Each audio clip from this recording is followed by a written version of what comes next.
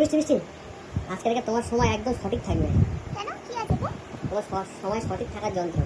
কি আছে কি? দেখো তুলে। সময় এই মাটা করবো কি করে? কিছু তো নেই আমার কাছে।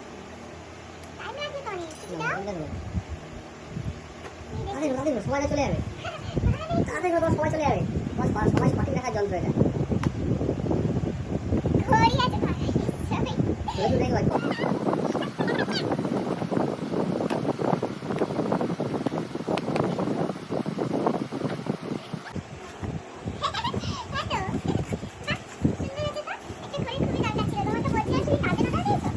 ঘড়িটা কেমন লাগছে বলো?